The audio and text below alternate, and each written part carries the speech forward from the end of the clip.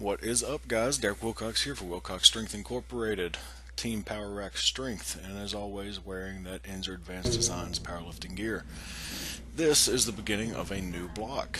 I've had to reassess a few things, and after jumping right back into a meat prep type cycle, I decided that my body just wasn't really recovering well enough, and I probably didn't eliminate enough residual fatigue from the last competition. I jumped right back into high volume work, and I just needed a little bit of a break. So I'm just going to focus on the WPO meet later in the year and focus on doing some weightlifting movements right now and improving my throwing. Um, it's actually taken me quite a while to be able to stretch consistently to get even this kind of sad rack position that I've got here. Forearms had to stretch out, triceps have had to stretch out, lats, rotator cuff muscles, all kinds of things. Even to just hit this overhead position with a snatch.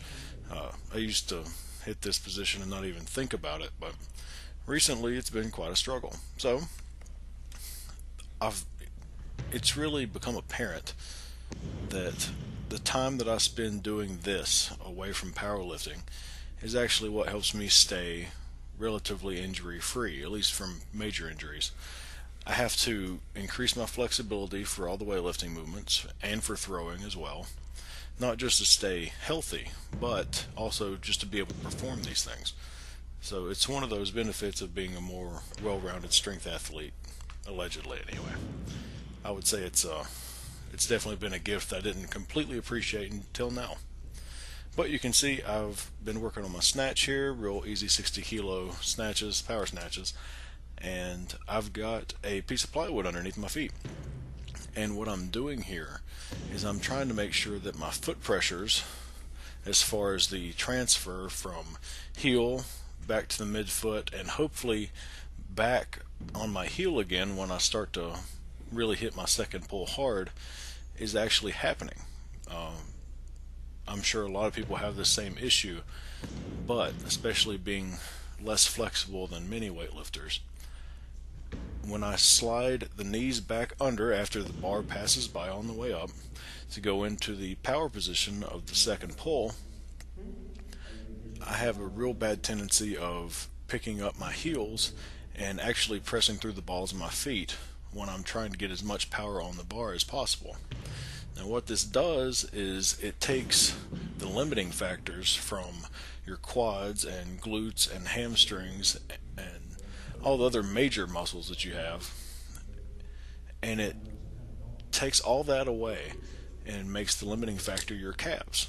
So if you're trying to lift as much weight, or just imagine deadlifting and doing it on the balls of your feet instead of driving through your heels, you're not going to be able to pull as much because your calves can't create as much force as all of those larger muscles. Just makes it it really turns everything very inefficient. So with this board under my feet, I can just the balls of my feet are still on the board, but my toes are actually hanging off. So when the bar comes up, knees go back, bar passes by the knees go back forward to get back into a good power position. If my heels come off the ground and I start pushing through the balls of my feet, I feel it immediately because my toes will fall off that board and I'll start to lose balance just a little bit. It's nothing really dangerous. I wouldn't necessarily advise anybody to do jerks on this kind of setup or anything, but with that setup, it gives me feedback I wouldn't have otherwise.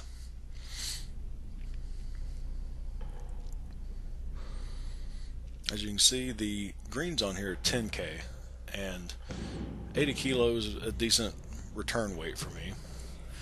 And there you can see my overwhelming flexibility with just 60 kilos on the bar. And for those that only speak American, that's about 132 in pounds.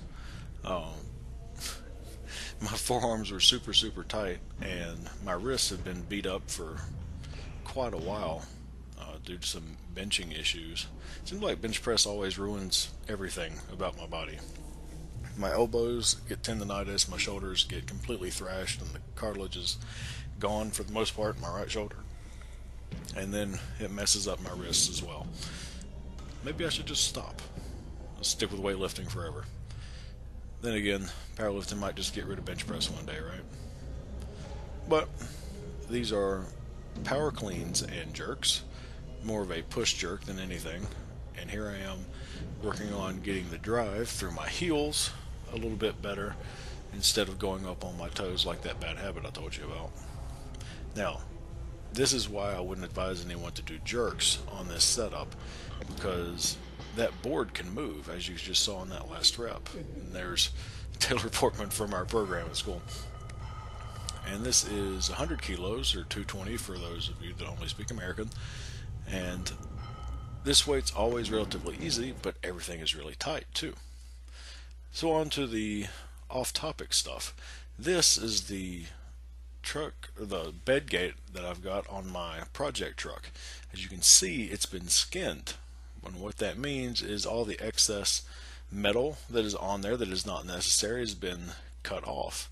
And these are the bed sides as well. The entire truck will be going through this treatment to make sure it's as light as possible, but it still has all steel body panels and stuff like that. So it's still very much a street car. We're just trying to lighten it up, put it on a diet, so to speak, and make it go as fast as possible with the power it's going to have. But until next week, things should be getting a little bit heavier in training. The truck should be coming along just a little bit more. And you guys take care. Stay strong.